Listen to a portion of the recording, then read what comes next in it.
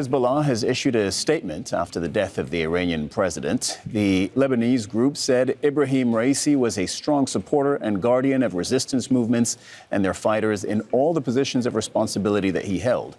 The Lebanese-based group added that the foreign minister was also killed in the crash, that he was also a lover of resistance movements and dedicated to supporting and assisting them. Let's go to Zeina Khodr, our correspondent in Beirut.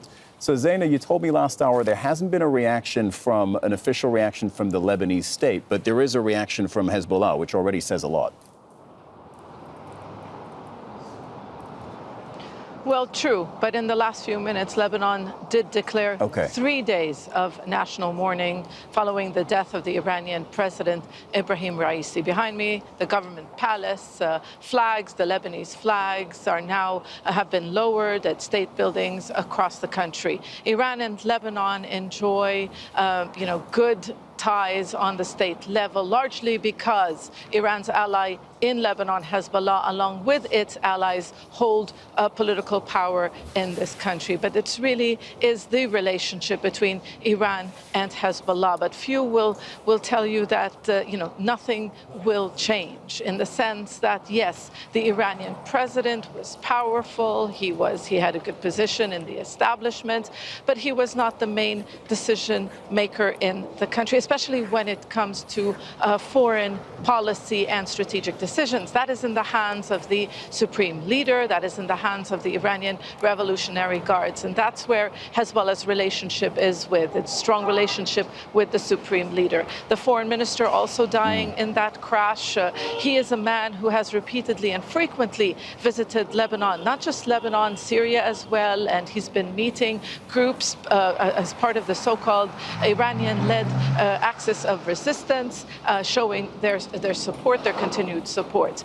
No doubt he can be replaced by another man, but he had personal relationships. He also had ties with the security establishment, and their deaths just weeks after the Iranian Revolutionary Guards command in Lebanon and Syria killed in an apparent Israeli strike on the Iranian consulate in Damascus. So no doubt these are all losses for Iran, but in the bigger picture, strategic decisions, foreign policy is unlikely to change in the near future.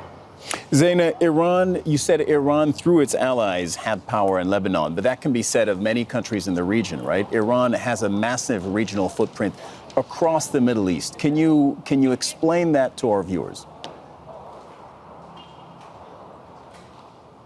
Yes, in recent years, this is one of the Iranian successes. It has, influence across the region, whether it's Iraq, whether it's Syria, and whether it's here in Lebanon. And it projects its influence, it projects its power through its allies. Since the war on Gaza began in October, Iran's allies across the region have opened up fronts, whether against Israel or at times against the American troops in Iraq and Syria. So really, this gives Iran a stronger bargaining position. It gives it a seat at the negotiating table. Hezbollah, at the end of the day, owes a lot of its strength and because of the support it receives from Iran. And what we saw really in recent months is this unity of front strategy being tested for the first time.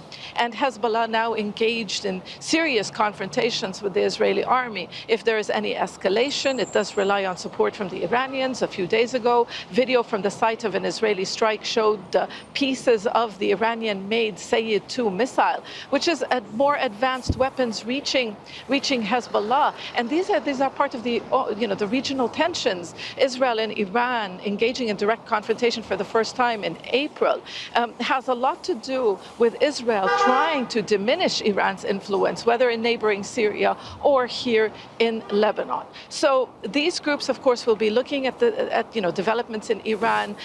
Most likely, they will look at the possibility of any internal turmoil, because that could affect the support they receive from Iran.